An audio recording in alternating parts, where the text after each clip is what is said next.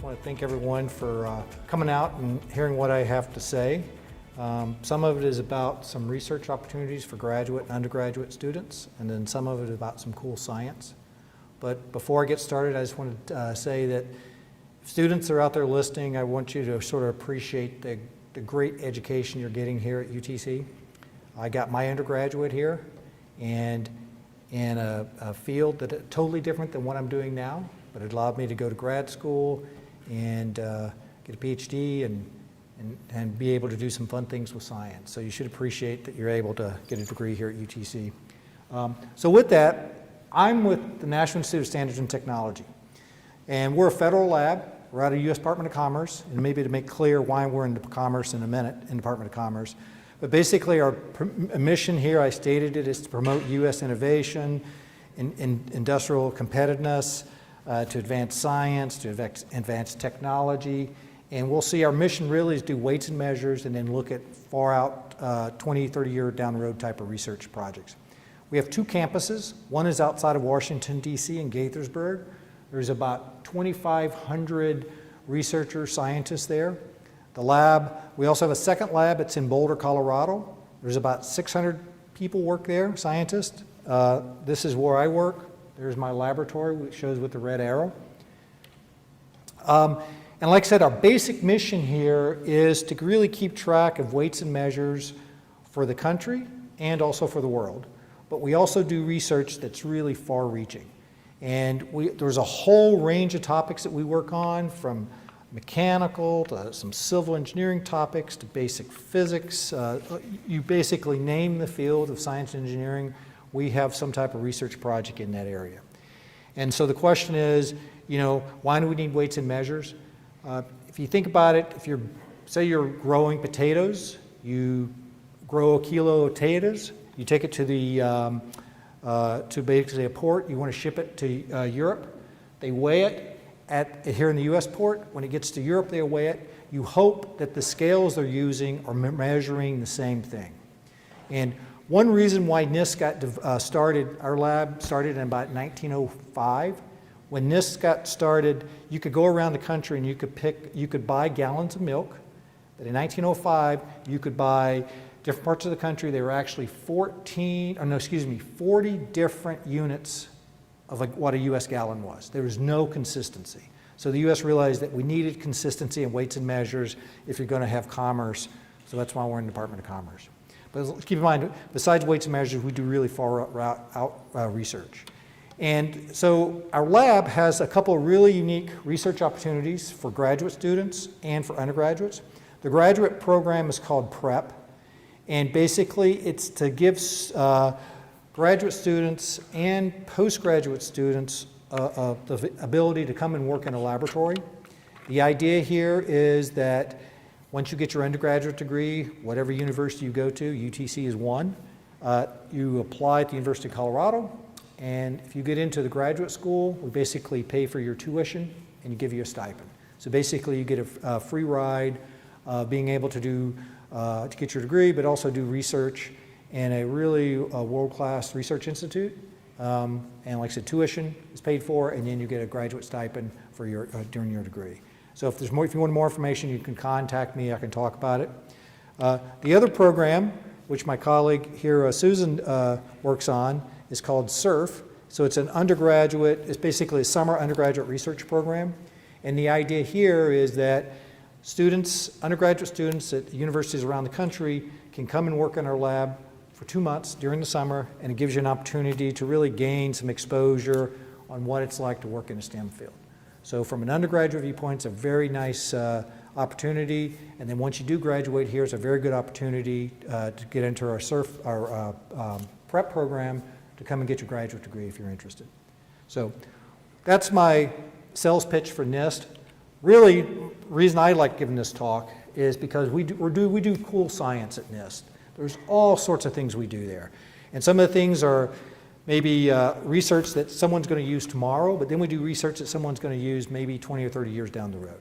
And this sort of part of this research that I started about 15 years ago, and it all has to do with how do you measure something and how you calibrate something that you're going to measure. In particular, my field was electromagnetics, electroengineering, and then some quantum optics. How do you merge all that together in order to actually measure something? And this is an example of basically what, say it's an antenna, it's what might be in your cell phone. And how this works is that you immerse it in a field or it radiates a field, you can measure some output of this probe, and that output tells you what field it's exposed to. The problem is that it's a very convoluted process to know what the field probe is immersed in and what the output is. What we're trying to do is replace that with a glass cell full of atoms. So there's about 1 million rubidium atoms inside this glass cell, and we hope to replace this with this down the road. And there's reasons why we want to do that. And the main reason is that since we work at NIST, all our measurements must be traceable to some international committee. The international committee is the IB, the International Bureau of Weights and Measures. And so all places around the world they want to make sure that when you do a measurement, the measurement you do here, the measurement you do in Asia, in Europe, and even the measurements you do in Washington, D.C. all give you the same answer. And so you've got to figure out how to do that. And the way we do it is everything's based on this SI system of units. And the one question is, why do pirate ships are responsible for us not having the metric system in the U.S.? Well, it turns out that Thomas Jefferson was really wanting the U.S. to go metric. So he took a lot of money, sent it to actually France, and France made a kilogram ball, they made a meter stick, they made all the metric units, or artifacts, put them on a ship, we're going to bring them to the U.S., and we were going to be in the metric systems in the 1800s. Unfortunately, on the way back, the ship got taken over by pirates. All these artifacts got dumped into the ocean, and then Jefferson had no more money to buy new ones, so we're on the British system still. So unfortunately, we're stuck with what we have. Keep in mind at NIST, everything we do, every time we write a paper, any kind of research we do, we must use metric numbers. So if you see numbers I put up here, it's all based on the metric system, which I'm hoping most of us use metrics if you're in science. So what is an artifact? And how do we do this? Historically, how we correlated measurements here and all around the world, we had something called artifacts. Examples, a meter stick. We had a meter stick, it was in France, and every time we made a ruler, it was based on this meter stick. Then we had the mass, the kilogram, and this was in a vault in France. And so this was basically the calibration of doing a scale. And then in fact, this is a bushel. You go to NIST Gaithersburg in their museum, this was the official half bushel in the 1857s. So these are called artifacts standards. Well, this all sounds good, but the problem with artifacts is they can change. Temperature, humidity can make these objects change in size, so they're not very stable by the time you start getting onto very, very small scales. So we'd like to do something different.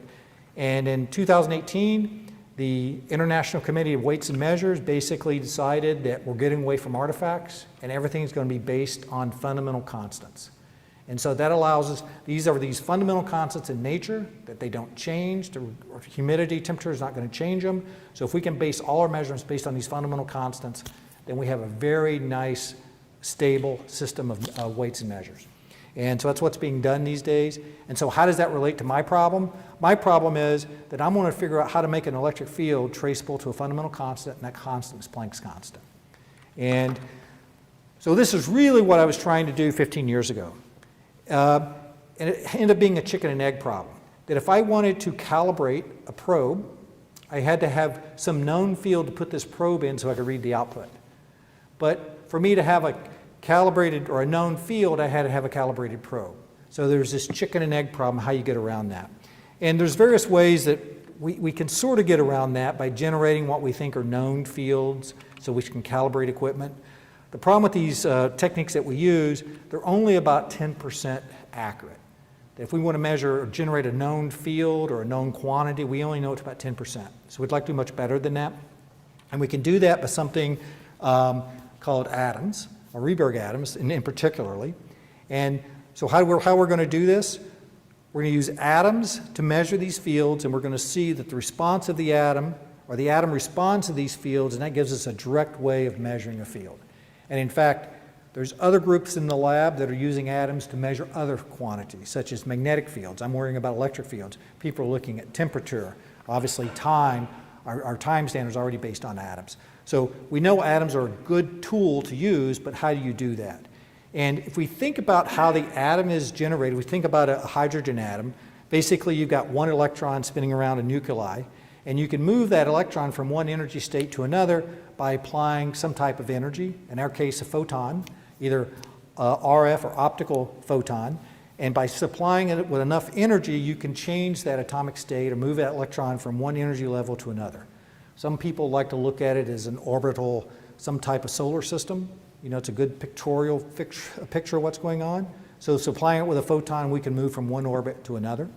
And just to give you an idea of what we're talking about, hydrogen in its ground state, you can change its, basically its quantum state by hitting it with a frequency of about 2 × 10 to the 14 hertz. That's an extremely high frequency field. So I'm trying to measure fields on a much lower frequency. So if I tried to turn an RF field onto this atom, nothing's going to happen to it. So we have to look at what else we can do. Well, so this is hydrogen. The other type of atom that we can, or any type of other element that we have on the periodic table, basically we just know each element has N atoms rotating around it. There's a certain set of atoms that have only one electron in the outer shell, and those are called alkali atoms. And the beauty of alkali atoms is, once again, they have one electron in the outer shell, and they're very predictable. And they're very predictable how we can excite that one outside atom, and we can calculate things very nicely. In particular, if we take this atom, we move it up to a very high orbit, it's called a Rydberg atom. And we're going to see that Rydberg atom is really what we want to generate because it's very sensitive to these electric fields. And so the question is, you know, we know atoms are going to respond to their environment. So how do we use an atom to measure an electric field? As I said, we generate something called a Rydberg atom. And from there, and we use a technique called electromagnetic induced transparency, which I'll just give a real brief description about. So these Rydberg atoms, like I said, they're these atoms that we take one of the electrons, we excite it to a very high energy state. And how do we do that? We basically shine a laser on it. Shine a laser on it at a precise frequency. It moves this electron up to a very high energy state. When you move it up there, this atom now is very sensitive to an electric field. And since it's very sensitive to electric field, we can actually read out how that atom is responding to that electric field. And it's all based on using lasers to do that. And there's very different ways that we read out how the atom's responding, but the basic idea, we shine lasers onto the atom, turn a field on, we see the atom changes, and we can read that change to our lasers, and then that we can measure a very accurate, precise measurement of a field. And so our bottom line, what we're trying to do is take these conventional antennas that may be in cell phones or even, you know, your, I think, refrigerators, stoves, anything that's got a piece of electronics in it now probably has some type of Bluetooth antenna inside there. And so we're trying to replace this down the road with basically some glass cell full of atoms that will allow us to do other things than what we can do with conventional stuff. And just a little bit of a history, you know, before 2010, people knew that these atoms would respond to fields. But at NIST, we wrote a paper about 2010 that showed that if we could use the atoms, we could get this direct measurement traceable to this international system of units. And so around 2011, there was a government agency called DARPA that started funding 2 groups, us at NIST and another group at Oklahoma. And then since about 2014, we've made tremendous progress. Now there's numerous, I should say probably in 2011, 2012, there were just 2 people in the world working on this. There were us, a group at NIST that I ran, and then there's another group at the University of Oklahoma who was working on this. Since then, there are probably numerous universities, numerous government labs, and I think there's about 15 or 20 companies now trying to develop this technology for new types of sensors. And so it's really nice to see to sort of start a concept here and see it grow into now it's actually it's becoming its own little industry. Now I'm not going to get into too much of the details of how this works, but I'll give one slide on the physics, then I'll show a bunch of examples. And the physics is pretty cool. It's basically spectroscopy, and hopefully you know what spectroscopy is. If you've seen a crime show where they take some unknown substance and they get the spectral lines. Basically, they shine lasers at all different wavelengths onto a substance, and depending on what gets absorbed, they can tell you what that substance is. So we're doing something very similar here. I basically have a glass cell right here. These cells here have millions of either cesium or rubidium atoms in them. Obviously, you can't see them. I basically shine a laser, which I call a probe laser, through this atomic vapor. I have a detector that measures the power. It's a photodetector. And I plot the power versus the wavelength of this laser. And you get sort of an inverted bell-shaped curve here. The minima tells you that the atoms are on resonance with the atom. And from an atomic structure viewpoint, basically, I use my probe laser to excite an atom from ground state up to its first atomic state. I scan the laser over this wavelength, and you get this typical curve here. The trick comes into play that I turn on a second laser. The second laser, not to get into the esoterics of everything, but you've got this 3 or 4 level atomic system. You get these interferences that develop. But more importantly, what happens, this medium that was normally absorbing, by turning on the second laser, I make it transparent. And this is called electromagnetic induced transparency, meaning I've taken a medium that's normally absorbing, I turn on a second laser, it becomes transparent at that point. So it's a way of sort of manipulating materials.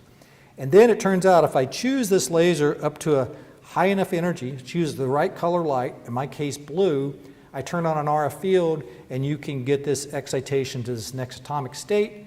And from a spectroscopy viewpoint, what it does, it takes this main peak and splits it into 2. And I'm not going to leave I won't show the details. It's probably about 30 pages of math. But what one can show in the end, that this splitting here is directly related to the amplitude of the field that's exposed onto the atoms, which means that if one can measure this splitting, it's in units of megahertz frequency, then you can get the electric field. More importantly, embedded in here is Planck's constant and the dipole moment of the atom. So basically, we've taken an amplitude measurement that's very difficult to do to turn it into a frequency measurement. And our traceability back to this SI system of units is that if we can measure frequency, we have Planck's constant, which is a known quantity now, and I have some property of the atom, I get a direct measurement of the field. So that's what we mean we have a direct SI traceable measurement. You don't have to calibrate these anymore. You can use this here and get a direct measurement of the field. So from a metrology viewpoint, it is the metrology means basically the science of measurements, that this is a very pure way of doing a measurement. And here's a typical setup. It looks very complicated, but in fact, it's very simple measurement. You have a cell full of atoms. You have one laser, a coupling laser. So everything on the left-hand side of the table here generating one color light. We have a photodetector. We have a second laser. Everything on the left-hand side of the table generates this second color light we need. And we basically have a source. We basically turn on the source. We look at the power on this photodetector right here. Somewhere, if I can get my mouse to work. Oops. So we have a photodetector. We take the output of the photodetector and just put it on a scope to measure the output waveform. And basically, this shows you what you would get. You get the dash curve is when you turn on no field, no RF field, no radio frequency field. When you turn on a radio frequency field, those peaks split. We measure the splitting. We get a very simple measurement of an electric field. And it's very traceable to Planck's constant. This is our proof of concept curve. Basically, we took this probe and scanned it over a whole range of frequencies, and we compare the atom-based measurements to measurements that you would get from using conventional antennas or conventional approaches. So it shows a very good correlation between an atom-based measurement or a measurement based on conventional type techniques. The beauty of this thing is these Rydberg atom sensors here are basically, you can use them to measure fields from DC up to terahertz. In fact, we're in the lab actually trying to use them to, and I'll even say we're doing measurements now from DC to daylight. Basically, if we tune these atoms appropriately, they can measure the field of basically any frequency we want it to. And that's what makes them have got a lot of attention with a lot of agencies of looking at these different capabilities. And then I talk about how we can do measurements above 110 gigahertz. Reason that's interesting is because a lot of the new communication systems are going to be operating above 110 gigahertz. But we have no way of calibrating those yet until now, we hope, using these type of techniques. Obviously, this is not a useful form factor. So the last couple of years, we've been working to try to develop miniature-sized versions of this. Here's our first attempt. basically taking a 10 millimeter cubic cell, gluing optical fibers on it. Now we have this atom-based wand that we can move around and measure fields wherever we want. With this particular measurement, it allows us to measure, since we're measuring the amplitude of the field, it allows us to actually measure AM or FM modulated signals. If you think about what an AM modulated signal is, it's a carrier wave that basically you vary its amplitude. And so we can pick up that variation of amplitude very easily. Us and several groups have demonstrated this. But this next slide is why I work at NIST. So if we come up with an idea, we can do, I shouldn't say almost everything we want, but we can do quite some cool things. So late one evening, me and my postdoc brought my acoustic guitar into the lab. My guitar had an electronic pickup. We took that electronic pickup and we AM modulated a carrier. We shined that AM modulated carrier onto these atoms and took the output of the photodetector. Basically, it was just picking up the power of the laser. We ran it into a set of speakers, and we also ran it into a computer so we could actually record the output. So this is the voltage output of a photodetector as I was playing a solo on the guitar.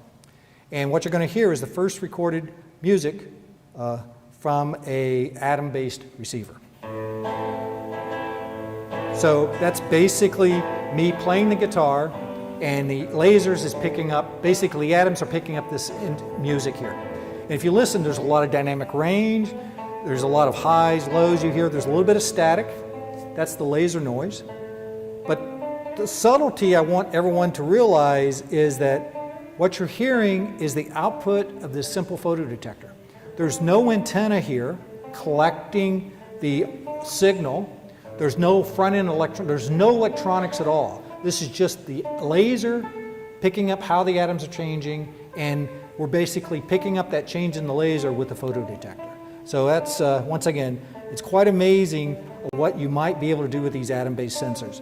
That you're eliminating a lot of the front-end electronics, you're eliminating the antennas. It's basically a very simple way of picking up, I should say, it's a neat way of picking things up. Obviously, there's a lot of infrastructure in these lasers, but once you have the lasers, you don't need any of the other electronics. So that's one reason why there's a lot of groups out there very interested in this technology. And once again, I say here that what the atoms do, they're automatically doing all the demodulation for you and the receiving for you. And I just say it's quite amazing after maybe a decade of research here, now we're at a point where we can actually manipulate this ensemble of averages to such an extent that we can do all kinds of interesting things now. One is recording music, and so forth. Another thing you do, these atoms, they basically respond, they have various, if we want to call it resonant behaviors, so they can respond at various wavelengths, various frequencies. We can actually do dual band. We can pick up two signals simultaneously with the same setup. Here, we took a piece of music, had an instrumental part, a vocal part.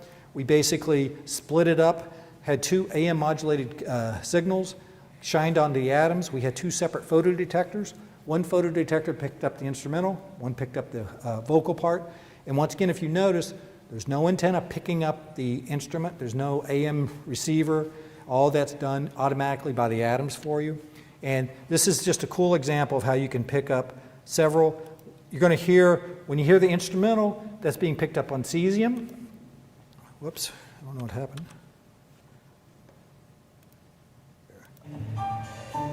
So that's cesium, the atoms are picking up cesium. When the vocals kick in, that's going to be rubidium.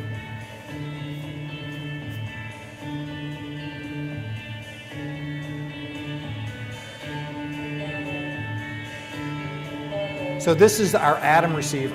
So the atoms are picking everything up for you. And once again, I can't emphasize the simplicity that we're talking about here. If we bypass that I have lasers in that complication, that this glass cell full of atoms and a photodetector is doing all the work for you. And so it's quite amazing. And so, as I said, there's various government agencies, some, with DARPA and various other DoD labs are very interested in this technology. And there's a lot of commercial applications in this too that people are looking at. So it's the idea these atoms can do a lot of things if you know how to manipulate them. Another part of the perspective of this, most of the work was done up until a couple of years ago of just measuring the amplitude of the field. The missing link here was actually being able to measure phase. About 2 years ago, we figured out how to measure phase. of a signal. So that allows a whole range of other applications. And the way we actually measure phase is, if you think about how a regular receiver works, there's some type of electronic mixer in there that's mixing two signals together. Well, we basically use the atom as a mixer. So we can shine a signal we want to measure. We have some LO signal we shine onto the atoms. The atoms basically can mix these two signals together, and you pick up a beat note. And that beat note that you detect on your photodetector is basically the phase of the signal. So once again, it's the idea of using an atom in a totally different way than what you might think of. Or I hear here, we're trying to build some electronics based on an atom as opposed to electronics based on circuitry. And this works very well. What can you do with it? Well, now you can actually detect cell phone signals.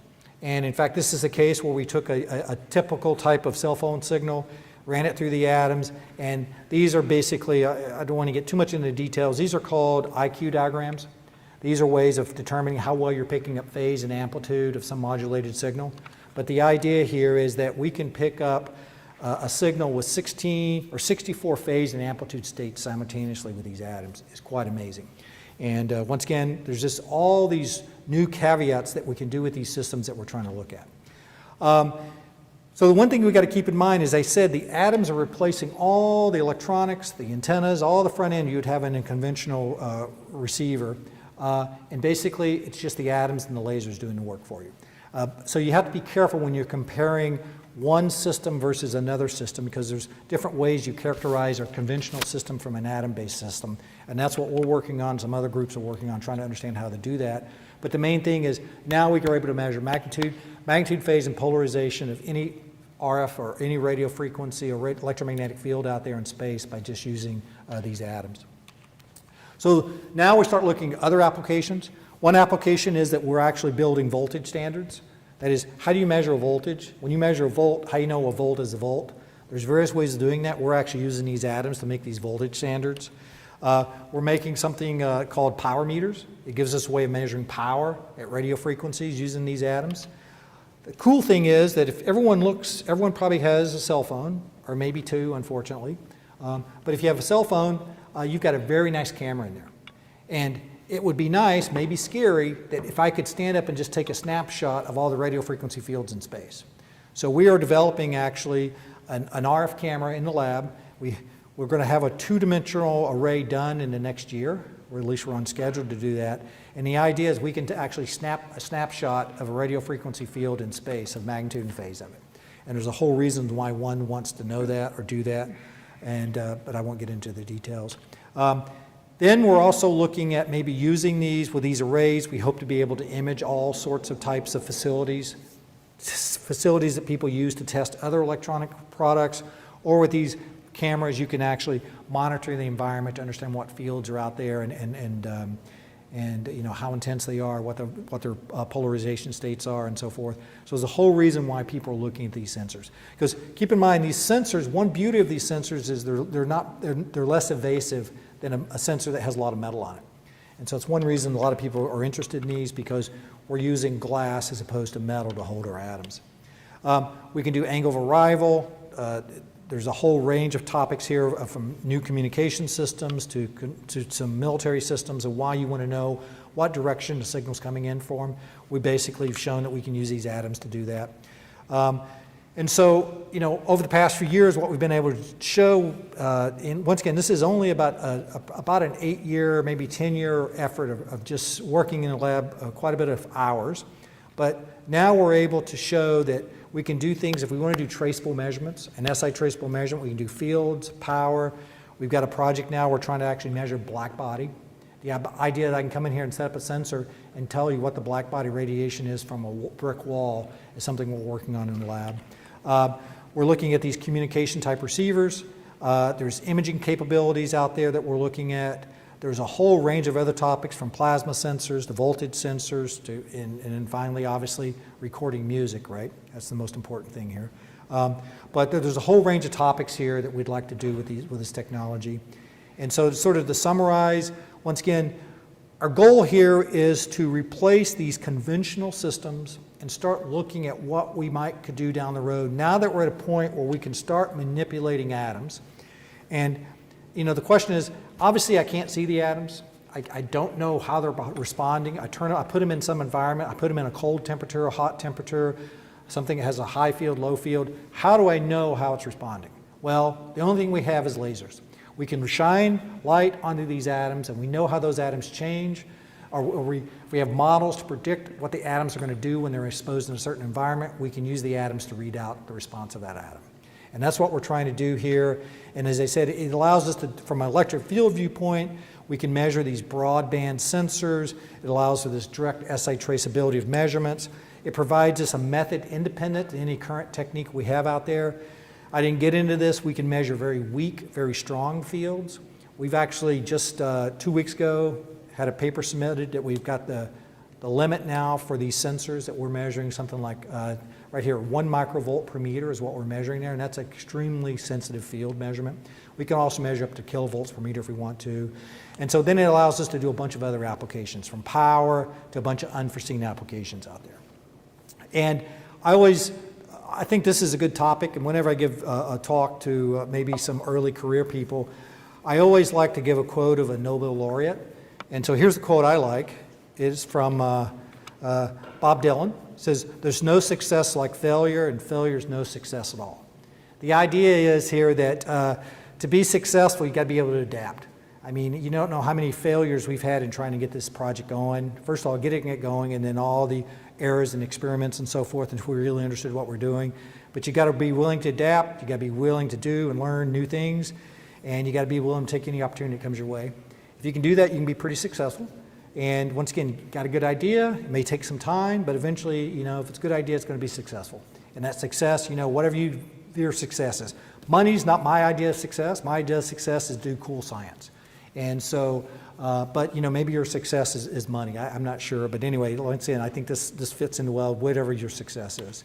And once again, acknowledgement. There's several agencies that help funded this over years. I've had several postdocs, undergrad, grad students working on this from various universities. And the bottom line, these Rydberg atoms are very cool. We can do cool things with them. And it's leading to, it seems like each day we're coming up with some new ideas that we're doing with these. So, and this is my current team that's working with me. I've got the atoms, of course, is up front and primary, the cesium or rubidium. But with that said, I've got a couple of Fed scientists here, physicists who are working with me. I've got a couple of postdocs, and I've got a grad student here. And we're actually looking for a couple more grad students, and we're looking for a couple more postdocs. So with that, I'd be happy to answer questions either on the topic or answer questions about our SURF. Or Susan can ask questions on the SURF, or I'll be happy to answer questions on the prep program. So with that, thank you very much. Please. In one of your very early slides, you showed that traditional methods can only do about 10% accuracy of measuring electromagnetic fields, and you proposed the Rydberg atom sensors. What degree of accuracy do you think that can achieve? We do less than 0.1%. Our error comes into how well we know the properties of the atom. We think we know that to about 0.1%. So we're looking at 2 orders of magnitude improvement in what you can do now. And however, with that said, from a metrology viewpoint, that's important. We want to measure the most accurate field. However, this field, though, the real beauty of this field right now is all these other applications of what you can do with the atoms that maybe you couldn't do before. Or you can do the same thing but do it differently. That may have benefits. So, yeah. And I think you had a question? How sensitive are your detectors to temperature? That's a good question. Right now, everything's at room temperature, which is beauty, right? If you think about a typical, atomic physics experiment, everything has to be cooled, right? You got to cool these things down. You do that with either magnetic fields or you shine lasers on them, and it's a much more elaborate. All my stuff is at room temperature, that's the beauty of this technique, and why it's got a lot of attention, is because I don't have to cool the atoms down or slow them down. I can do everything at room temperature. With that said, room temperature, how cold, how hot I can go, really depends on how this cell breaks down. Once I get hot enough and it starts melting, the one problem though is once things get too hot, then there's all this collision going on with the atoms and all the collisions of the atoms hitting each other. The atoms don't behave the way that we would hope for them to behave as for a Rydberg atom. So, there is some limitation to that, but the beauty here is it's all room temperature. And well, with that said, I should say that we've got a project where we're working with NASA to try to understand how cold we can take these, because they want to put some of these sensors in space. And the question is, how cold can they work? And that's one thing we're looking at now. Yeah. Yep, please. This might be a dumb question. No. So I was thinking about different applications and such. Could you ever see some of your research being applied to the biosystems? Yes, and in fact, that's we've been talking with people about that. The idea is, can you make an array of these, especially if we can start getting the sensitivity down really low, then maybe they could be used in some type of biomedical sensing or something. With that said, the project Susan works on is looking at using these atomic sensors for magnetic fields. And magnetic field sensors, they're actually building sensors that they can, monitor heart rate. They can put them on your head and actually measure brain waves, the brain response. So there's some subtle differences in my approach measuring electric fields versus magnetic fields, but the idea that the magnetic field sensors are getting a lot of attention in biomedical right now.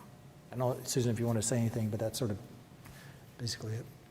Right, like one of the applications because generally speaking, whenever there's an electric field, there's a corresponding magnetic field. And so we're familiar with electric field measurements for like EKGs for your heart or whatever.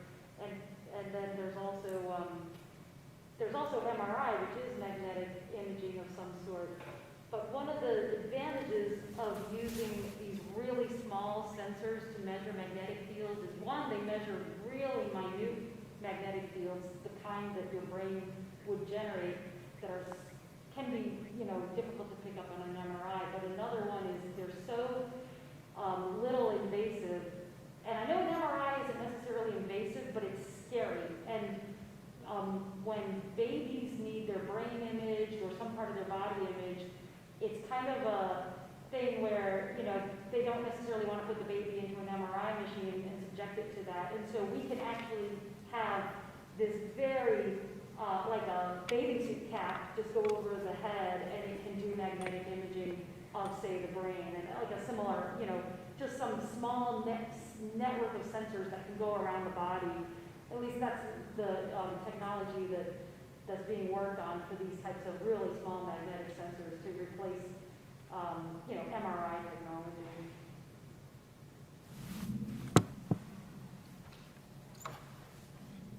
Any other comment or questions?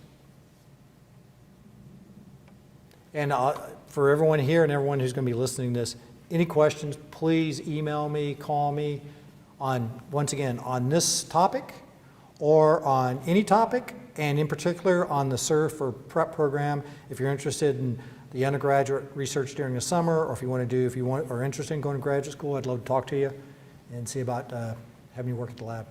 I would just love to invite Susan to talk a little bit. She had mentioned females going into the STEM fields. I was wondering if you could say a few comments about that. There's a huge push at NIST and at many scientific institutions right now to get more diversity into our field because, there's historically been a lack of diversity, and this includes women. And there's a lot of unconscious biases that exist, whether you know it or not, whether you want to have your unconscious bias or not, that have historically prevented both women and minorities from getting ahead.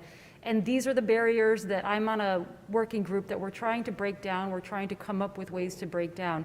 And so what that means for you is, I just want to say there is no barrier between you and entering a scientific field. There's no reason why, if you're a woman, you should not feel that you're not smart enough or good enough because you don't see any women out there. I had to slog through my physics classes where I was typically the only female.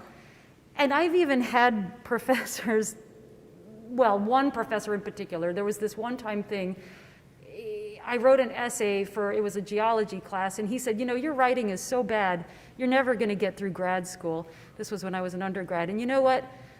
I didn't take that. I just said, you know what, that's just your opinion, and I don't even believe it. And I'm not gonna let this bring me down. I'm not gonna let any of this stuff bring me down. I have an idea of what I wanna do with my career, and I'm gonna go ahead and do that. And it took a while, and it took a lot of perseverance, because I wasn't seeing a lot of other women advancing in the sciences. But we're trying to change that trend. We're trying to get more women and minorities involved, because of course you can do it. And so I just want to say, please don't ever, ever think you can't do it. You can do it.